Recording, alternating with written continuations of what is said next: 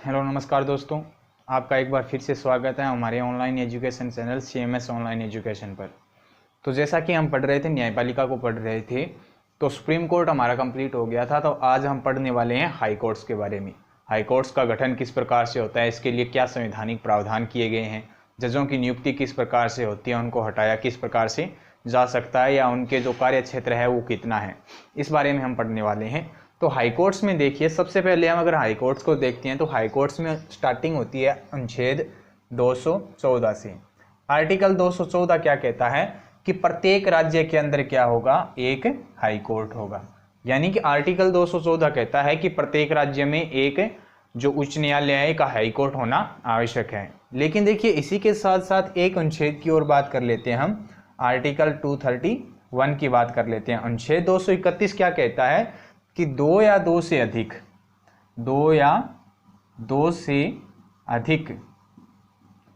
राज्यों के लिए एक संयुक्त उच्च न्यायालय हो सकता है। एक उच्च न्यायालय हो सकता है, यानी कह सकते हैं हम कि दो या दो से अधिक राज्यों के लिए एक ही उच्च न्यायालय की व्यवस्था की जा सकती है। ठीक है, तो ये तो देखिए, जो गठन की बात आती है, उच्च न्यायालय के गठन की बात आती है, वो इसमें हो जाती है। अनुच्छेद 214 क्या कहता है कि प्रत्येक राज्य के लिए एक उच्च न्यायालय की व्यवस्था की जाएगी, जबकि 231 क्या कहता है कि दो या दो से अधिक राज्यों के लिए एक उच्च न्यायालय गठित किया जा सकता है। ठीक है, उसके बाद देखिए, अगर हम बात करते हैं अनुच्छेद 215 की, नेक्स्ट चलते हैं अनुच्छेद 215। अनुच्छेद 215 क्या कहता है, इसमें बिल्कुल वही बात आ जाती है जो अनुच्छेद 129 के तहत सुप्रीम कोर्ट के लिए आती है। अनुच्छेद 215 क्या कहता है, जो प्रत्येक हाई कोर्ट होगा, जो प्रत्येक उच्च न्यायालय होगा, वो क्या होगा, एक अभिलेख न्यायालय होगा। एक अभिलेख न्यायालय होगा, यानी कि क्या करेगा, ये अपने जो सभी निर्णय हैं या जो सभी कार्यवाहियां हैं उनको एक साक्ष्य के रूप में रखेगा। तो ये सारी व्यवस्था की गई है अनुच्छेद 215 के तहत कि प्रत्येक जो उच्च न्यायालय होगा वो क्या होगा, एक अभिलेख न्यायालय होगा। ठीक है, उसके बाद देखिए, इसकी न्यायाधीशों की योग्यताओं के बारे में हम बात कर लेते हैं और न्यायाधीशों की नियुक्ति के बारे में बात कर लेते हैं। तो किस प्रकार से इनके न्यायाधीशों की नियुक्ति की जाती है और किस प्रकार से इनकी योग्यताएं होनी आवश्यक होती है। तो देखिए, सबसे पहले अगर हम योग्यताओं की बात करते हैं, अनुच्छेद 217 में ये सब कुछ दिया हुआ है, योग्यताएं और नियुक्ति के बारे में दिया हुआ है। तो सबसे पहले अगर देख लीजिए, हम योग्यताओं की बात करते हैं तो क्या क्या योग्यताएं होनी चाहिए। सबसे पहले की बात कर लेते हैं, तो सबसे पहले वो क्या होना चाहिए, भारत का नागरिक होना चाहिए। कोई भी व्यक्ति जो हाई कोर्ट का न्यायाधीश बनना चाहता है वह भारत का नागरिक होना आवश्यक होता है। तथा इसके साथ साथ और क्या योग्यताएं होनी चाहिए, नंबर 2 की हम बात कर लेते हैं। 2 नंबर क्या आता है कि वह कम से कम 10 वर्ष तक लगातार किसी न्यायिक पद पर रह चुका हो। लगातार किसी न्यायिक पद पर रह चुका हो। ठीक है, तो ध्यान रखिएगा, वो अगर किसी न्यायिक पद पर लगातार 10 वर्ष तक रहा है तो भी उसे क्या किया जा सकता है, हाई कोर्ट में न्यायाधीश नियुक्त किया जा सकता है। या फिर क्या होना चाहिए, नंबर 3 की अगर हम बात करते हैं तो 10 वर्ष तक लगातार वो क्या रहा हो, अधिवक्ता रहा हो। 10 वर्ष तक लगातार क्या रहना आवश्यक होता है, अधिवक्ता रहना आवश्यक होता है। किसी भी हाई कोर्ट में वो क्या रहा हो, 10 वर्ष तक लगातार क्या रहा हो, अधिवक्ता के रूप में उसने कार्य किया हो।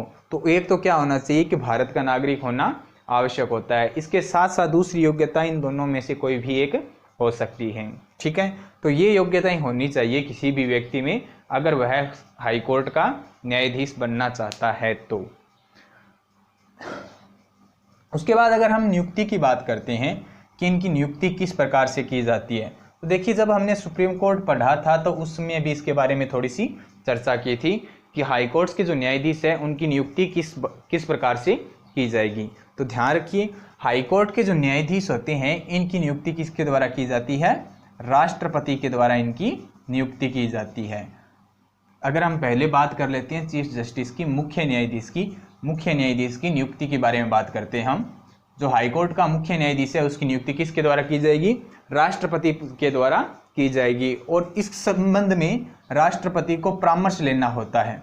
परामर्श का मतलब हो गया सलाह लेनी पड़ती है। किसकी लेनी पड़ती है? जो चीफ जस्टिस ऑफ इंडिया होते हैं, भारत का जो मुख्य न्यायाधीश है, जो सर्वोच्च न्यायालय का मुख्य न्यायाधीश है, उससे परामर्श लेना आवश्यक होता है। इसके परामर्श से क्या करता है? राष्ट्रपति किसी भी उच्च न्यायालय के मुख्य न्यायाधीश की नियुक्ति करता है। देखिए, जब हमने सुप्रीम कोर्ट पढ़ा था तब भी हमने पढ़ा था कि जब भी न्यायाधीशों की नियुक्ति की बात आती है, हाई कोर्ट्स के जब भी न्यायाधीशों की नियुक्ति की बात आएगी, तब यहाँ पर ध्यान रखिएगा, हाई कोर्ट्स के जितने भी न्यायाधीश होते हैं उनकी अगर नियुक्ति की जाती है, जब राष्ट्रपति सुप्रीम कोर्ट के मुख्य न्यायाधीश से परामर्श लेता है, तब जो सुप्रीम कोर्ट का मुख्य न्यायाधीश है वो क्या करेगा? सुप्रीम कोर्ट के दो अन्य वरिष्ठ न्यायाधीशों से भी परामर्श लेगा। ये भी अनिवार्य होता है। अगर सुप्रीम कोर्ट का मुख्य न्यायाधीश दो अन्य वरिष्ठ न्यायाधीशों से परामर्श नहीं लेता है, तब राष्ट्रपति इसकी बात मानने के लिए बाध्य नहीं है। ठीक है, तो ये चीज ध्यान रखिएगा कि जो मुख्य न्यायाधीश होता है उसकी नियुक्ति किसके द्वारा की जाती है? राष्ट्रपति के द्वारा की जाती है। राष्ट्रपति किसका परामर्श लेगा?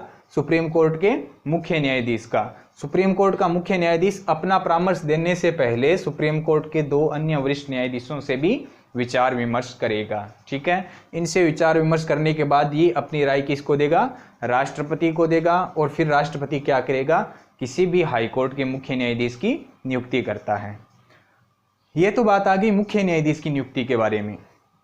अगर अब हम अन्य न्यायाधीशों की बात करें, जो अन्य न्यायाधीश होते हैं इनकी नियुक्ति किस प्रकार से की जाती है, तो देखिए पूरी प्रोसेस यही होती है। जब अन्य न्यायाधीशों की नियुक्ति की जाती है तभी उसकी नियुक्ति राष्ट्रपति करता है। अब यहाँ पर ध्यान रखिएगा, राष्ट्रपति सुप्रीम कोर्ट के मुख्य न्यायाधीश के साथ साथ उस न्यायालय के, जैसे कि मान लीजिए जयपुर हाई कोर्ट के किसी भी न्यायाधीश की नियुक्ति की जानी है, तो क्या करेगा? राष्ट्रपति सुप्रीम कोर्ट के मुख्य न्यायाधीश से परामर्श लेगा और साथ ही साथ जो जयपुर हाई कोर्ट है उसका भी जो मुख्य न्यायाधीश है उससे भी परामर्श लेगा। तो ये सारी व्यवस्था की जाती है। इस प्रकार से राष्ट्रपति के द्वारा इन सभी न्यायाधीशों की नियुक्ति की जाती है। जब अन्य न्यायाधीशों की नियुक्ति की जाती है तब भी जो सुप्रीम कोर्ट का जो मुख्य न्यायाधीश होता है वो सुप्रीम कोर्ट के दो अन्य वरिष्ठ न्यायाधीशों से परामर्श अवश्य लेता है। ठीक है, तो इस प्रकार से सुप्रीम कोर्ट के न्यायाधीशों की नियुक्ति की जाती है। अब देखिए, अगर सुप्रीम कोर्ट के जो न्यायाधीश होते हैं इनकी नियुक्ति हो गई, उसके बाद बात करते हैं हम इसके शपथ की। शपथ की अगर बात करते हैं तो आर्टिकल आता है 219, अनुच्छेद 219 की अगर हम बात कर लेते हैं तो इसके शपथ का प्रावधान दिया गया है। अब देखिए, जो हाईकोर्ट के जो मुख्य न्यायाधीश होता है, हाईकोर्ट का जो मुख्य न्यायाधीश होता है, जो अन्य न्यायाधीश होते हैं, इनको शपथ किसके द्वारा दिलाई जाती है? तो ध्यान देना, इनको शपथ दिलाई जाएगी राज्यपाल के द्वारा। ठीक है, शपथ किसके द्वारा दिलाई जाती है? राज्यपाल के द्वारा दिलाई जाती है। कई बार ये क्वेश्चन आ जाता है, जैसे मान लीजिए दो या दो से अधिक राज्यों के लिए एक ही उच्च न्यायालय का गठन किया गया है, वो दो या दो से अधिक राज्यों के लिए कार्य करता है, तो उस संबंध में या फिर उस स्थिति में कौन इनको शपथ दिलाएगा? तो ध्यान रखिए, उस समय क्या होता है, जहां पर इस हाईकोर्ट का मुख्यालय होता है उस राज्य का राज्यपाल इन सभी को शपथ दिलाता है। ठीक है, तो शपथ किसके द्वारा दिलाई जाती है? राज्यपाल के द्वारा। और इनकी शपथ का प्रारूप अगर पूछ लिया जाए कहां पर दिया हुआ है, तो इनकी शपथ का प्रारूप दिया हुआ है अनुसूची नंबर 3 में शपथ का प्रारूप दिया हुआ है। ठीक है, उसके बाद हम बात कर लेते हैं कार्यकाल की। जो हाईकोर्ट के न्यायाधीश होते हैं इनका कार्यकाल कितना होता है? तो ध्यान रखिए, पहले इनका कार्यकाल था 60 वर्ष की आयु तक, 60 वर्ष की आयु तक था, 60 वर्ष की आयु तक था। लेकिन एक संविधान संशोधन किया गया था। कौन सा संविधान संशोधन होगा? 15वां संविधान संशोधन। और कब किया गया था? 1963 में। 15वें संविधान संशोधन 1963 के द्वारा इनकी सेवानिवृत्ति की आयु बढ़ाकर कितनी कर दी गई? 62 वर्ष की आयु तक कर दिया गया।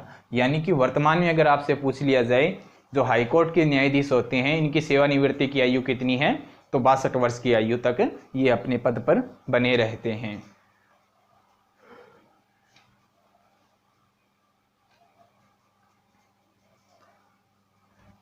अब देखिए जो हाई कोर्ट के जितने भी न्यायाधीश होते हैं, सेवानिवृत्त होने के बाद इन पर किस प्रकार से प्रतिबंध लगाए जाते हैं या ये कौन से कार्य नहीं कर सकते, उस बारे में अगर हम बात करते हैं तो अनुच्छेद 220 की अगर हम चर्चा करते हैं, आर्टिकल 220 की अगर हम बात करते हैं, अनुच्छेद 220 में क्या दिया गया है कि हाई कोर्ट का जो भी सेवानिवृत्त न्यायाधीश होगा वो हाई कोर्ट या सुप्रीम कोर्ट के अलावा कहीं भी अन्य जगह पर वकालत नहीं कर सकता, यानी कि हाई कोर्ट से नीचे की जो भी अदालतें हैं वहां पर वकालत नहीं कर सकता। अब ध्यान दीजिए कि जब हमने सुप्रीम कोर्ट पढ़ा था तो वहां पर जो प्रतिबंध लगाए थे उसके अंतर्गत सुप्रीम कोर्ट का जो भी रिटायर्ड जज होगा वो कहीं पर भी अपनी वकालत नहीं कर सकता है, लेकिन जो हाई कोर्ट के रिटायर्ड जज होते हैं वो हाई कोर्ट्स में और साथ ही साथ सुप्रीम कोर्ट्स में भी क्या कर सकते हैं, वकालत कर सकते हैं। तो अनुच्छेद 220 पर इन पर व्यवसायों से संबंधित कुछ प्रतिबंध लगाए गए हैं। अगर बात करें हम अनुच्छेद 221 की, अनुच्छेद 221 में क्या दिया हुआ है, वेतन व भत्ते दिए हुए हैं, यानी कि सुप्रीम कोर्ट के जो न्यायाधीश, हाई कोर्ट के जो न्यायाधीश होते हैं इनको कितना वेतन दिया जाएगा और किस प्रकार से दिया जाएगा और कहाँ से दिया जाएगा, इस बारे में ये बताया गया है। तो ध्यान दीजिए, जो हाई कोर्ट के न्यायाधीश होते हैं इनको वेतन दिया जाता है राज्य की संचित निधि से, राज्य की संचित निधि से, और जो सुप्रीम कोर्ट के न्यायाधीश होते हैं उनको वेतन दिया जाता है भारत की संचित निधि से, या फिर बोल सकते हैं हम केंद्र या संघ की संचित निधि से दिया जाता है। जबकि जो हाई कोर्ट्स के न्यायाधीश होते हैं उन्हें राज्य की संचित निधि से दिया जाता है वेतन। अगर मान लीजिए किसी भी हाई कोर्ट का जो कार्य क्षेत्र आता है वो 2 राज्यों के लिए आता है, तो उस संबंध में किस राज्य की संचित निधि से कितना धन उनको दिया जाएगा या कितना वेतन उनको दिया जाएगा, इसका निर्धारण राष्ट्रपति के द्वारा किया जाता है कि किस अनुपात में किस राज्य के द्वारा कितना वेतन दिया जाएगा। ठीक है, तो ये ध्यान रखिएगा, राज्य की संचित निधि से दिया जाता है और इनका जो अनुपात का निर्धारण करना होता है जब किसी न्यायाधीश को जो ऐसे न्यायालय में काम कर रहा है, ऐसे हाईकोर्ट्स में काम कर रहा है जिसकी अधिकारिता क्षेत्र एक राज्य से अधिक है, तो उस वेतन का बंटवारा राष्ट्रपति के द्वारा किया जाता है जिस अनुपात में वो सही समझे। ठीक है, अगर वर्तमान में इनके वेतन की बात कर ली जाए तो जो हाईकोर्ट का मुख्य न्यायाधीश होता है, चीफ जस्टिस होता है, उसका वेतन वर्तमान में है 2,50,000 रुपये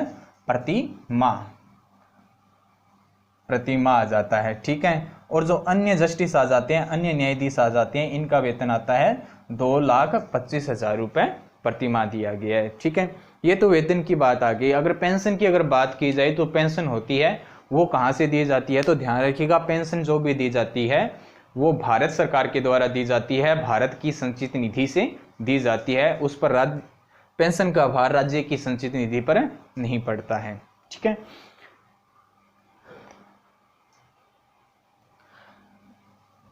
ये तो बात कर ली हमने न्यायाधीशों के वेतन भत्ते की बात कर ली।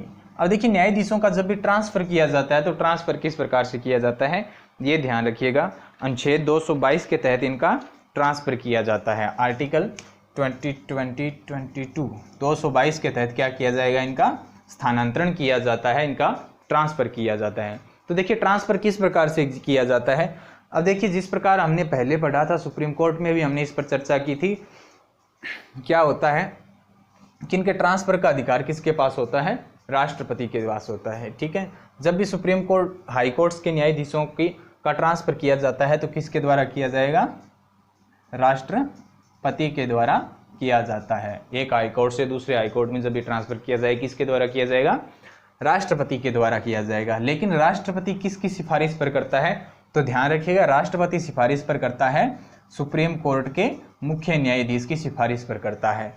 और जब भी सुप्रीम कोर्ट का मुख्य न्यायाधीश अपना परामर्श देता है तो वह परामर्श देने से पहले सुप्रीम कोर्ट के जो 4 अन्य वरिष्ठ न्यायाधीश होते हैं, 4 वरिष्ठ न्यायाधीश होते हैं, उनसे परामर्श अवश्य लेता है। यानी कि जब भी नियुक्ति की बात आती है, हाई कोर्ट्स के जो न्यायाधीश होते हैं उनकी नियुक्ति जब की जाती है तब सुप्रीम कोर्ट का जो न्यायाधीश होगा वो 2 अन्य न्यायाधीशों से परामर्श लेगा। ठीक है, लेकिन जब भी इनके ट्रांसफर की बात आती है तो सुप्रीम कोर्ट के 4 अन्य न्यायाधीशों से परामर्श लेगा। साथ ही साथ ध्यान रखिए कि जो सुप्रीम कोर्ट का मुख्य न्यायाधीश होता है वो 2 और न्यायाधीशों से भी परामर्श लेता है। वो कौन कौन से हो जाएंगे? दो चीफ जस्टिस हो जाते हैं, 2 मुख्य न्यायाधीश हो जाते हैं दोनों हाई कोर्ट्स के। दोनों हाई कोर्ट्स कौन कौन से हो जाएंगे? एक तो किसी भी अगर न्यायाधीश का जिस न्यायालय से ट्रांसफर किया जा रहा है, एक तो उसका न्यायाधीश आ जाएगा, मुख्य न्यायाधीश आ जाएगा, और एक जिस न्यायालय में ट्रांसफर किया जा रहा है उसका मुख्य न्यायाधीश आ जाएगा। ठीक है, जैसे मान लीजिए कोई जयपुर हाई कोर्ट का न्यायाधीश है, उसको चंडीगढ़ हाई कोर्ट में स्थानांतरित किया जा रहा है, ट्रांसफर किया जा रहा है, तो सुप्रीम कोर्ट का मुख्य न्यायाधीश सुप्रीम कोर्ट के 4 वरिष्ठ न्यायाधीशों से सलाह लेगा, परामर्श लेगा।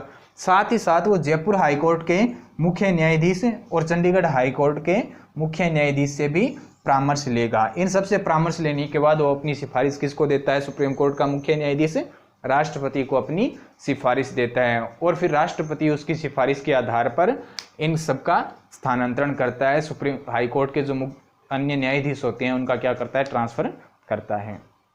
ठीक है दोस्तों, तो उम्मीद करता हूं कि आपको अच्छे से समझ आया होगा। अगर आपको वीडियो अच्छा लगा है तो प्लीज़ लाइक करें, और चैनल पर नए हैं तो सब्सक्राइब करना ना भूलें। आपको आगे ऐसे ही स्टडी से रिलेटिव वीडियो मिलती रहेंगी लगातार। धन्यवाद।